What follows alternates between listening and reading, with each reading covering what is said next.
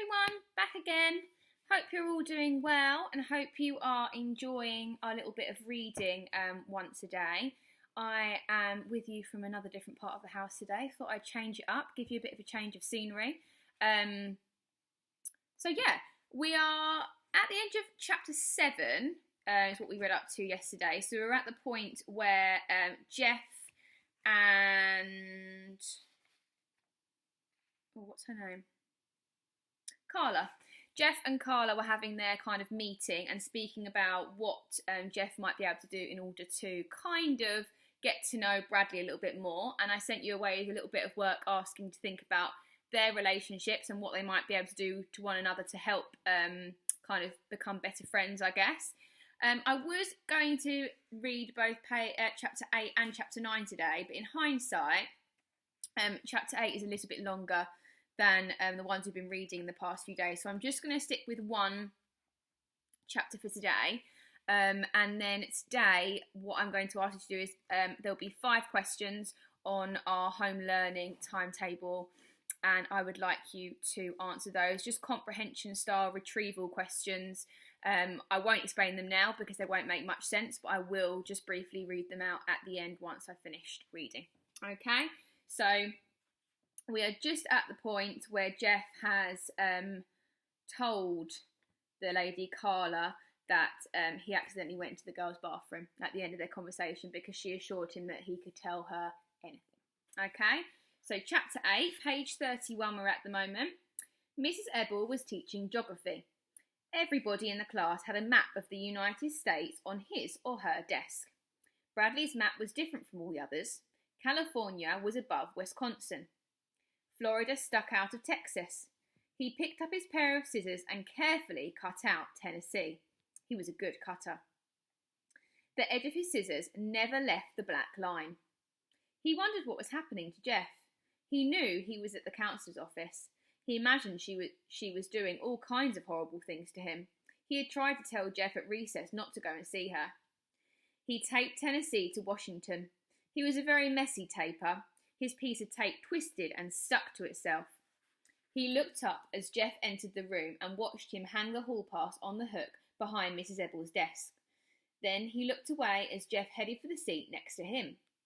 When the bell rang for lunch, he shoved his map into his desk and pulled out his paper sack. Because of the rain, everyone had to eat inside, in the auditorium. Auditorium's almost like a big stadium type thing, but on a smaller level at the school. Very American. You might have seen it in a few films before when there's kind of like basketball being played and lots of people around the edge watching. Where am I? He and Jeff walked there together. Sort of. He's walking next to me, Bradley thought, but I'm not walking next to him. The auditorium was hot, steamy and noisy. Long tables with benches had been set up across the room. Where do you want to sit? Asked Jeff. Bradley ignored him. He stood on his tiptoes and looked around the room as if he was trying to locate his real friends. Jeff walked away and sat at one of the tables. Bradley walked behind where Jeff was sitting. I think I'll sit here, he said aloud, as if he didn't know Jeff was there. He stepped over the bench and sat down next to him. Hi, said Jeff. Bradley faced him for the first time. Oh, it's you, he said. They ate their lunches. What are you eating? Asked Jeff. Peanut butter sandwich, said Bradley. As he spoke, bits of peanut butter and bread flew out from his mouth. What about you? Tuna fish, said Jeff. Bradley swallowed his food and said, I hate tuna fish. My mother makes it good, said Jeff. She chops apples in it. I hate apples, said Bradley. He sucked the last drop of milk through his straw, then continued to suck, making a gurgling noise. Sitting 2 tables away from Jeff and Bradley were 3 girls, Melinda Birch, Laurie Weston and Colleen Verigold. They were talking and laughing about something funny that had happened to Colleen that morning. Colleen, who had red hair and a freckled face, covered her mouth with her hand. There he is, she whispered. It's him. Where? Asked Laurie. Don't look at him, said Colleen. He's right there, sitting next to Bradley Chalkers. Bradley Chalkers, said Laurie. I think I'm going to throw up. Don't look, whispered Colleen. Bradley stopped sucking on his straw. What the counsellor do to you? He asked. Jeff shrugged. Nothing. Did she tell you a lot? Was she mean and ugly? No, she was nice. I think you'll like her. Me? Asked Bradley. I'm not going to see her. I didn't do anything wrong. She's good at helping you solve your problems, said Jeff. I don't have any problems, said Bradley. He bit ferociously into a delicious apple. I thought you said you hated apples, said Jeff. Bradley shoved the apple back inside the paper sack. That wasn't an apple. That was banana, he said. Jeff's face suddenly changed colour, first white and then bright red. We're starting to see that actually maybe he's not telling the truth all the time, aren't we?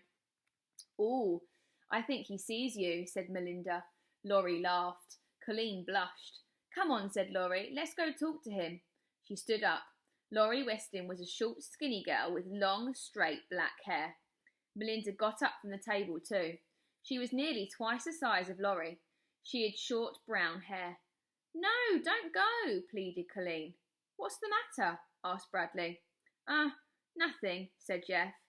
Did I miss anything in class? No. Mrs. Ebble gave everybody a map. I got one. Don't lose it, said Bradley. Mrs. Ebble wants them back. Two girls were giggling behind them. Jeff and Bradley turned around. Colleen thinks you're cute, said Laurie. Jeff blushed. Who? He asked. The girls laughed. What's your name? Asked Melinda. Jeff blushed again. Colleen wants to know, said Laurie. Then she and Melinda laughed again. He doesn't have a name, said Bradley, coming to Jeff's rescue. He hated Laurie. She had the biggest mouth in the whole school. She was always laughing too. He could hear her laugh from one end of the school to the other. Ew, Bradley Chalkers, said Laurie, holding her nose. Laurie Loudmouth, said Bradley. We're not talking to you, Bradley, said Melinda. Get out of here or I'll punch your face in, he replied. You wouldn't hit a girl, said Melinda. That's what you think. He shook his fist. Melinda and Laurie backed away. We only wanted to know his name, said Melinda. And what he was doing in the girls' bathroom, screeched Laurie. The two girls laughed and ran back to Colleen. Bradley slowly turned and looked at Jeff, amazed. Jeff sat with his head on the table and his arms over his head. You went into the girls' bathroom? Bradley asked. So what? Said Jeff from under his elbow. Carla says. Me too, declared Bradley. I go all the time. I like to make them scream. He smiled at Jeff. Okay, so that is the end of chapter 8. So we're really starting to get to know the boys now, aren't we? Which I quite like. It's been quite separate so far, looking at them in different points of view, and now they've, for the first time, come together. Even if maybe they're not admitting, especially from Bradley's part, not admitting that he's Jeff's friend. So, having a look at the questions for chapter 8.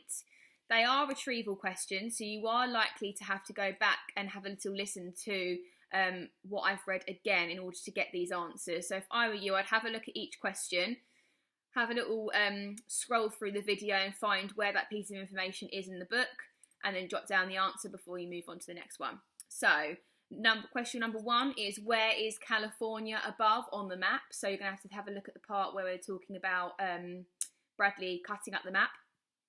Question number 2, what 3 adjectives are used to describe the auditorium? So again, having a look at when they enter the auditorium and the 3 adjectives they're used to describe it.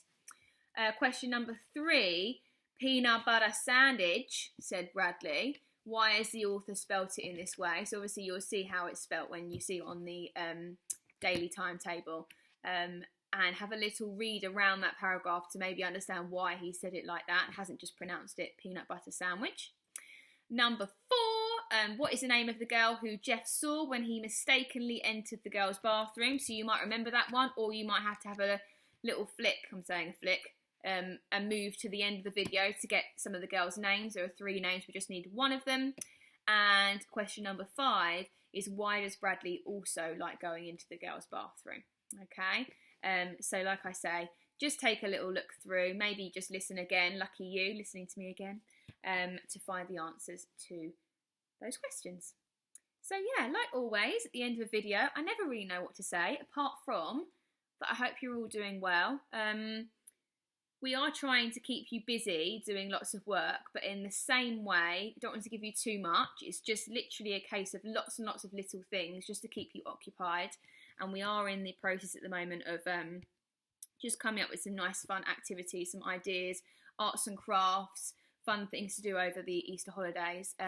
Not as a compulsory, just maybe to give you something else to busy your mind with, and pass the time, really. I think that's it. Yeah, I think that's it. I'm talking to myself now, so probably the good time to go. So I will see you all tomorrow. Enjoy, happy reading, happy listening, and see you soon. Bye bye.